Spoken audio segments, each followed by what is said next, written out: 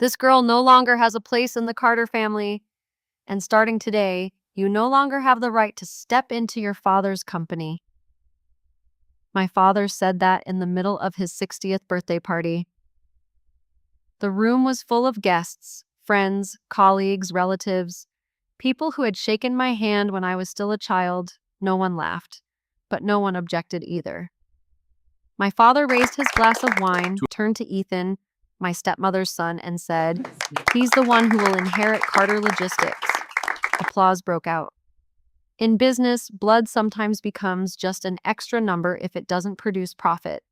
But sometimes blood is also the thing that makes you realize you never truly belong there. If one day your own father stands in front of a full room and says you are no longer family, what would you do? Bow your head? Or let the truth speak for you? Before I continue, let me ask you something small. Where are you listening to this story from? Your living room, your kitchen, or your car after a long day? Leave a comment and let me know where you are. And if you've ever heard a sentence that made you realize you were no longer welcome in your own family, stay with me until the end. Because that night, when my father opened the envelope I placed on the table, he had no idea his birthday party was about to become something completely different. My name is Emily Carter, 29 years old. I used to work in the finance department of Carter Logistics, the transportation company my father built over 30 years. My father's 60th birthday party was held at the house on the hill in Greenwich. More than 40 people were there. Partners, relatives, people who had watched me grow up. But that night, most of them avoided my eyes. Business partners, neighbors, a few distant relatives, and people who had worked with my father back when he only had 2 old trucks. I knew most of them. Some had held me when I was a baby. Some had seen me doing homework in the corner of the company office. But that night, most of them avoided my gaze, probably because of what my father had just said. Linda, my father's second wife, stood beside the birthday cake table with her arms folded across her chest. She wore an expensive cream-colored dress, her smile thin as a thread. Ethan stood beside her holding a glass of whiskey, his eyes passing over me as if I were nothing more than an uninvited guest. In his speech a moment ago, my father had said Ethan would take over the company, and I officially had nothing to do with this family anymore. The air in the room turned strange. No one said anything, but quiet glances began to appear. Some people looked down, pretending to adjust their phones. Others looked at me with the cold curiosity of spectators waiting to see what would happen next. I walked to the large table in the middle of the room. The birthday cake had not been cut yet. 60 small candles stood around the white frosting. I placed a thin envelope in front of my father. "My birthday gift," I said. He stared at the envelope for a few seconds, as if weighing whether he should touch it. Linda frowned slightly. Ethan curled his lip. My father finally picked it up. He opened it. A sheet of paper slid out of the envelope. His eyes passed over the first line, then the second. My father's face turned gray within seconds. Ethan dropped his glass, the sound of shattering glass cutting through the stillness and making the music and laughter in the room suddenly feel out of place. Linda rushed forward, trying to snatch the documents, but my father slapped her hand away. He didn't look at her. His eyes stayed locked on the bright red numbers on the page. At 60 years old, I had never seen him look so old and so broken. Some memories don't need effort to return. Looking at my father now, I suddenly remembered the early days of Carter Logistics. My mother spent her whole life balancing every gallon of fuel, every shipment on those first 2 old trucks. This company was built with my mother's sweat, not meant to become a sacrifice for the embezzling games of an outsider like Ethan. Then my mother died. The illness came faster than anything we were prepared for. 2 years later, Linda walked into this house with 2 large suitcases and a 17-year-old son named Ethan. From that moment, things began to change in ways that were difficult to notice if you only looked at a single day. But when you look back over years, you realize the whole house has changed. Ethan began appearing at family dinners, then in small company meetings. My father called him a kid with a business mind, the phrase repeated so often that people in the office started using it too. I had spent my entire youth cleaning up the messy books in that company, only to receive cold distance in return.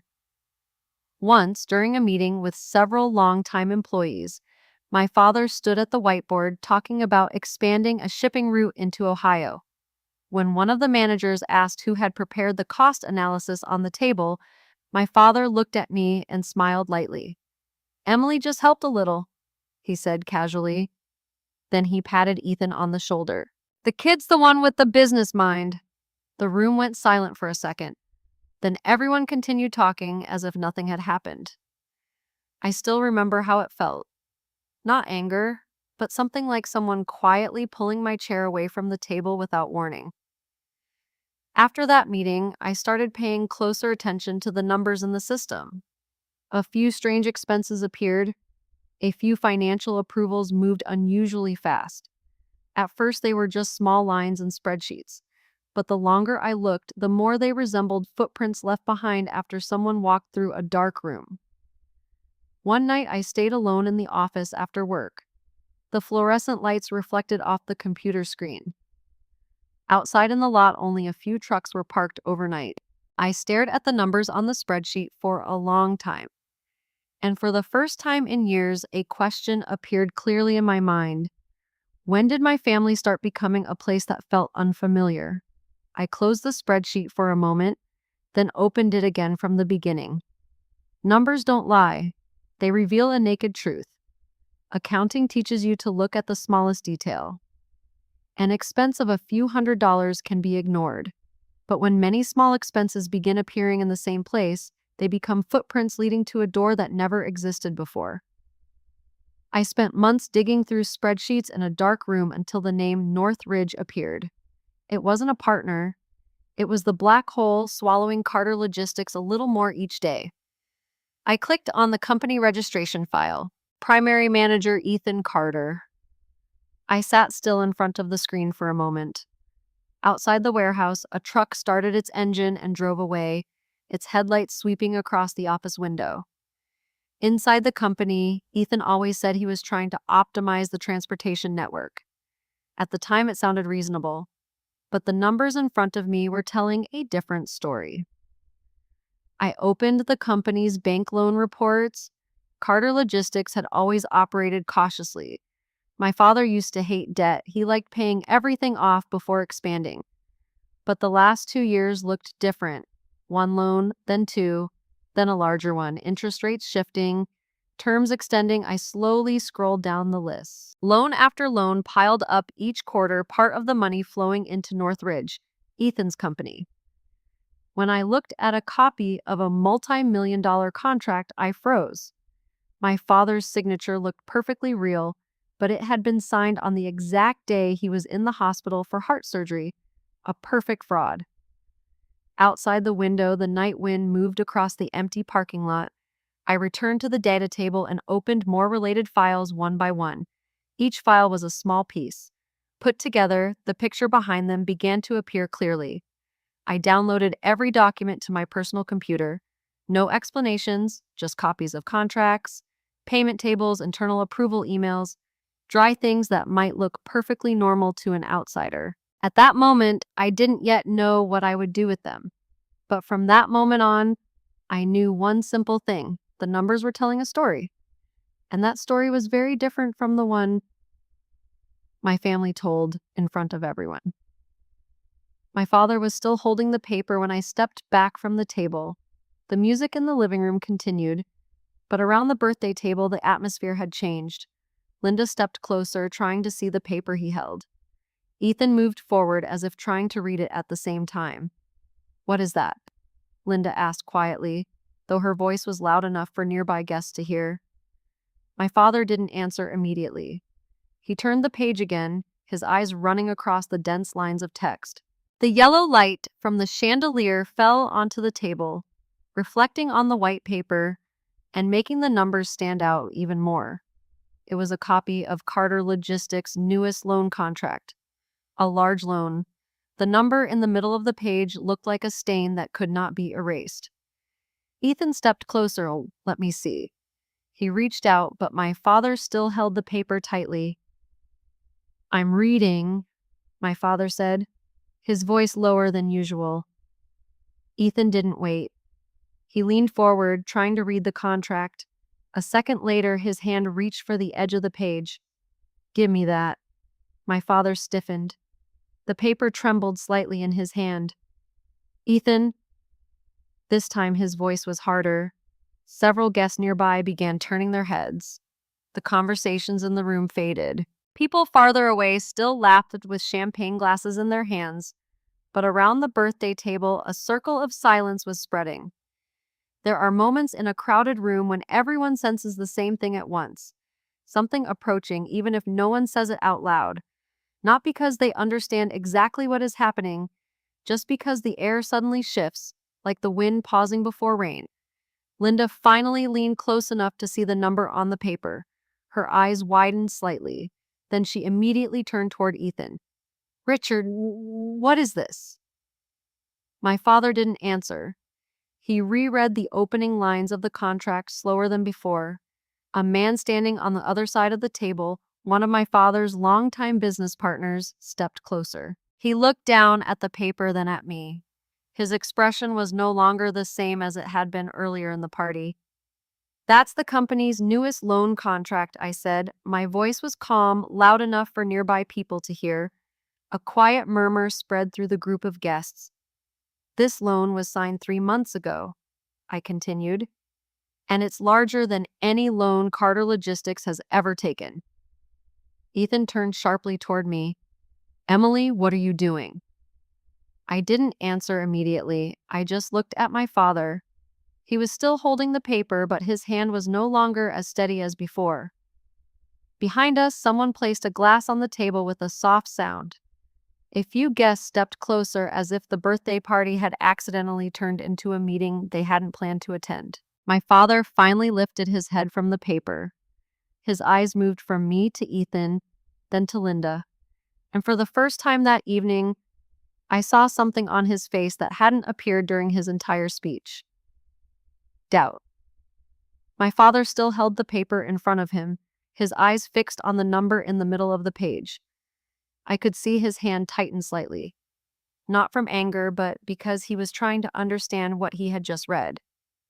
"Emily," he said slowly, his voice lower now, "where did you get this?" I didn't answer immediately. I looked around the room. The birthday party hadn't ended, but people had stopped talking. Several guests leaned toward the table, others walked closer, pulled into a story they didn't yet understand. "That's Carter Logistics' newest loan contract," I said. One of my father's partners frowned. He looked again at the paper and asked quietly, "How much?" I said the number, $12 million. No one spoke for a few seconds. My father raised his head. Now his expression wasn't just confusion anymore. "The company did not borrow that money," he said firmly. I looked at him. "The contract has your signature." "Impossible," he replied immediately. "Many people say that when doing business with family, you must trust completely. But others say money must always be clear, even between relatives. Do you think my father's trust was misplaced in this situation? Or was I the one being too cold? Let me know what you think." Ethan stepped closer, smiling lightly as if the whole situation were just a small misunderstanding. He placed a hand on the back of my father's chair and looked at the guests around us. "It's just an expansion plan," Ethan said calmly. "We're opening 2 new shipping routes in the Midwest. This loan is part of that strategy." A few people nodded instinctively. Words like expansion and investment always sound reasonable in a growing logistics company. But my father still didn't take his eyes off the paper. "I never agreed to this loan," he said. Linda stepped closer, her voice now tense. "Richard, maybe you signed it and forgot. The lawyers and the bank have already reviewed everything." Ethan nodded quickly. "That's right, it's all legal." I placed my hand on the edge of the birthday table and gently slid another sheet of paper toward my father. Not the contract, just the loan summary page. The number in the center stood clearly under the light, $12 million. A guest let out a small whistle and immediately fell silent. The interesting thing is, I said, loud enough for those nearby to hear, this loan was just transferred to a new creditor. Ethan spun toward me. Emily, what game are you playing? Linda stared at me too. This time her eyes were no longer calm. My father slowly set the paper down on the table. He didn't look at Ethan. He didn't look at Linda. He looked at me. The entire room seemed to wait for the next answer. Who's the creditor? My father's question hung in the air. No one moved. I could hear the ice in Ethan's whiskey glass clink softly against the glass when he set it down on the table. Why would the bank sell the loan? One of my father's partners asked quietly. I looked at him. They needed to recover their capital faster, I said. That happens quite often when a loan becomes risky. Ethan let out a short laugh. He curled his lip, the smile of someone who believed he still held the winning hand. All right, Emily, he said, turning to face the guests around us, as if addressing the entire room. I get it.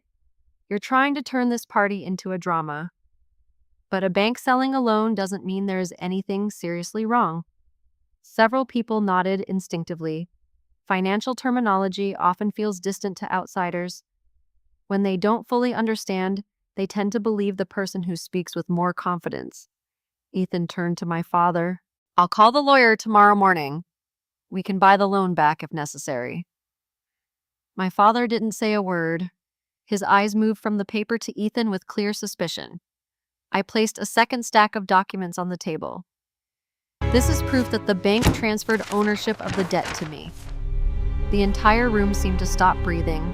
Ethan smirked, but his smile vanished when my father turned to the last pages, where the documents clearly listed the money siphoned out through shell companies. My father was right, I said. The bank did sell the loan. Ethan crossed his arms. So what? I pushed the papers closer to my father. And they sold it 3 weeks ago. Linda looked down at the stack of papers, then at me. Emily, this is starting to sound ridiculous. Ethan laughed louder. You think a few sheets of paper can scare everyone? My father turned to the first page of the new contract. The light reflected on the paper, making the bold text stand out clearly. He read the first line, then the second. His hand stopped in the middle of the page. Ethan leaned down to look. What is that? I spoke calmly, like reading a number from a financial report. My father was right. The bank did sell this debt, but not to an individual, to an investment consortium I legally represent. I didn't come here to destroy Carter Logistics. For the past 8 months, I've been tracking unusual cash flows from our main transport routes into Ethan's shell companies. I've already sent all this evidence to the bank's risk control department. Carter Logistics is not only $12 million in debt. Right now, it is also facing financial fraud allegations. If Ethan cannot explain where the $4 million that disappeared went. If you've made it to this moment, what do you feel about Emily's takeover? Leave an emoji that shows your satisfaction or surprise. For a moment, the entire room was completely silent. No music, no conversation. Only the night wind brushing lightly through the trees outside the garden. Ethan looked at me as if he had misheard something. Linda turned sharply toward my father. A few guests exchanged glances with each other, but no one spoke. My father was still holding the contract in his hand. He read the line at the top of the page again, more slowly. When he lifted his head, the look in his eyes was no longer doubt. It looked like a question slowly finding its answer. He stared at me for a long time, then asked only one thing. When did you do this? My father kept looking at me, the contract still in his hand. His question hung in the air. When did you do this? I pulled the chair near the birthday table back slightly and straightened up. I didn't need to raise my voice. The room was already quiet enough for every word to be heard. 2 years ago, I said. Ethan let out a short, dry laugh. 2 years ago, you were still job hunting in New York.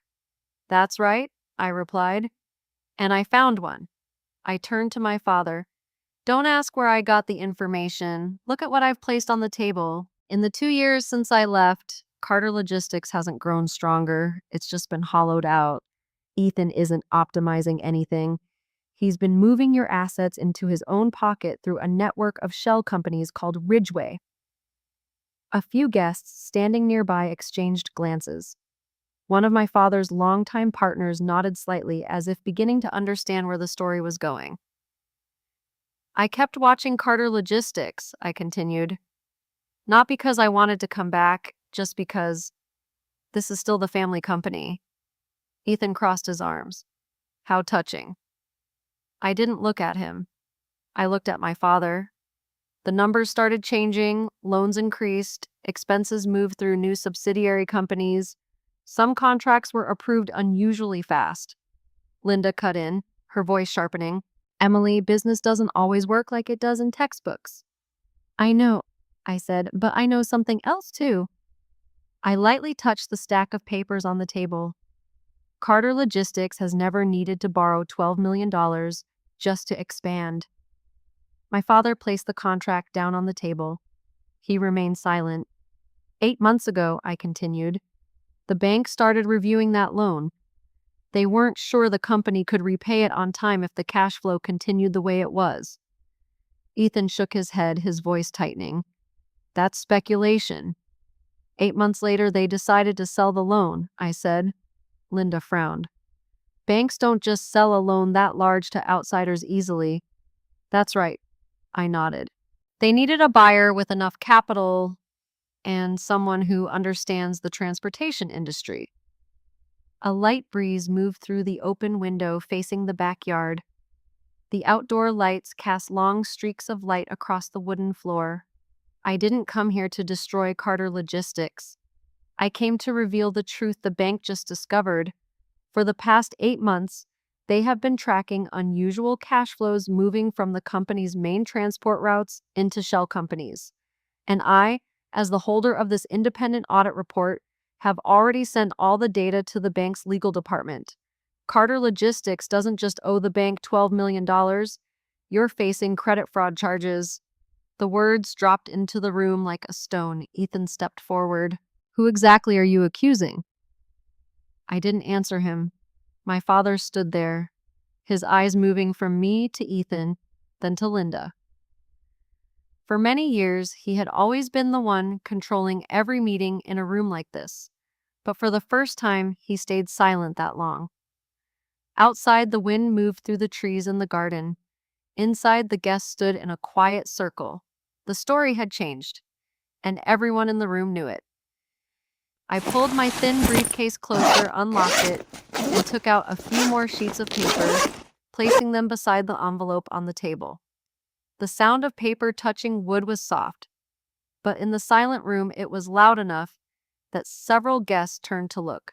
I spread the bank statements across the table, right beside the birthday cake, whose candles had not even been lit yet. $12 million owed to the bank and $4 million transferred straight into Ethan's pocket through shell companies. Ethan moved as if to rush forward, but Mr. Marshall, my father's largest partner, blocked him. He looked at the document, then at my father with troubled eyes. Richard Carter's 60th birthday party officially ended at that moment, with a truth more bitter than strong liquor. I didn't look at him. I looked at my father. Do you remember Ridgeway Transport? My father lowered his head, his eyes moving across the first page. A subcontractor, they handle a few southern routes? I nodded. On paper. I turned the next page toward him. But Ridgeway has no trucks, no warehouses, no permanent employees. Several guests stepped closer. Mr. Marshall, one of the company's longtime partners, put on his reading glasses and leaned down to look. He slowly read out loud. You siphoned nearly $4 million from the company by transferring money into a shell company. Don't deny it. I have evidence for every dollar that went into your private accounts. I gently pushed another document toward the center of the table. And here's something interesting. Money from Carter Logistics was transferred into Ridgeway, then redirected into 3 other accounts within 24 hours. Someone behind us gasped quietly. Mr. Marshall flipped through the pages. This transfer chain looks exactly like a capital extraction structure. Ethan stepped forward again, his voice tense. That's enough. This isn't a board meeting. Linda turned toward my father. Richard, you need to stop this right now. But my father didn't look at her. He kept staring at the numbers in front of him. His hand rested on the edge of the birthday table beside the untouched cake with 60 unlit candles. How much money moved through Ridgeway? He asked quietly. I answered immediately. $4,300,000 over 2 years. No one said anything. Several of my father's partners exchanged glances. One of them pulled out his phone as if checking company records. Linda stepped closer to Ethan, her voice urgent but low. Say something. Ethan looked around the room, then at my father. That's just cost restructuring. My father slowly lifted his head. For the first time that evening, he didn't look at me like someone ruining his party. He looked at Ethan, and in his eyes was something I had never seen before, doubt. In a room full of guests, between half-finished glasses of wine and an uncut birthday cake, the party seemed to have forgotten why it existed. All that remained were the numbers, and the truth slowly coming into view. No one in the room spoke for several seconds. The silence was so heavy I could hear glasses clinking softly in the corner. My father was still looking at Ethan. His eyes were no longer those of a father protecting his son. They were the eyes of a man looking at a report he had never seen before. Ethan, he said slowly. Explain. Ethan let out a cold laugh. Explain what? These papers? She brings a pile of documents and pretends she's saving the company. Mr. Marshall was still holding the papers. These transfers are real. I just checked the company records. Ethan turned sharply toward him. You believe her too? Linda stepped forward. Richard, you know Emily has always wanted to prove she's better than everyone. This is just a stunt. My father didn't answer. He kept looking at Ethan. I'll ask again, he said. What is Ridgeway Transport? Ethan let out a breath. A financial structure, a way to optimize costs. $4 million? Mr. Marshall murmured. Ethan turned toward me, his voice rising. What exactly do you think you're doing, Emily? Ruining our father's birthday party? Ruining this family? I looked straight at him. Family? Ethan smiled coldly. Yes, family. The thing you always believed was taken away from you. Linda immediately added. She's always been like this. She leaves the company and then comes back to cause trouble. Some guests began stepping farther away. No one wanted to stand too close to the confrontation unfolding in the middle of the room. Ethan pointed at me. You're not family anymore. Father already made that clear, and yet you still come back here like you have the right. I looked at my father. He stood beside the birthday table, his hand resting on the edge, his face tense. I spoke slowly, loud enough for everyone to hear. Father can say I'm no longer family. The air seemed to freeze. But I'm still the only person in this room who isn't trying to sell his company. A few people inhaled sharply. Ethan stepped forward. What are you talking about? I turned another page toward my father. 2 months ago, I said, Ridgeway began negotiating with a transportation conglomerate in Chicago. If that deal goes through, Carter Logistics will have to sell 3 of its main routes to repay the debt. Mr. Marshall murmured softly. That's the northeast route. The most profitable routes, I said. Linda turned toward Ethan, her voice low but urgent. What is this? Ethan didn't answer. My father slowly sat down in the chair beside the birthday table. For the first time that night, he looked like a man who had suddenly aged several years. He didn't look at me. He looked at Ethan. Is it true? He asked. No one spoke. The candles on the birthday cake were still unlit. The glasses of wine were still full. But in that room, the party had ended long ago. No one answered my father's question right away. Ethan stood still for a few seconds, his eyes moving quickly around the room as if searching for a way out. Linda placed her hand on his arm, but this time Ethan brushed it away. The room was full of people, yet the air felt heavy as if only a few of us remained. My father still sat beside the birthday table. He didn't look at the cake. He looked at the papers in front of him. "Is it true?" he asked again. Ethan was no longer smiling. "It's a restructuring plan," he said quietly. "If we sell a few roots, the company survives." "Sell the most profitable roots?" Mr. Marshall asked from behind. Ethan didn't answer. No one needed another answer. Whispers spread across the room. Some of my father's partners exchanged glances and spoke quickly in low voices. Others placed their glasses on the table and stepped outside into the backyard as if they needed air. Richard Carter's 60th birthday party ended without anyone blowing out the candles. I closed my briefcase. The papers remained on the table in front of my father. He didn't call me back. He didn't apologize. He didn't accuse me.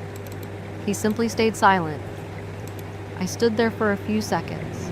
Under the yellow light of the living room, he looked older than when I arrived earlier that evening. But I didn't say anything else. I walked out of the room, passing guests scattered along the hallway. Some nodded quietly. Some said softly, "Emily, wait a moment." They wanted to talk privately about the company, about the loan, about what would happen next.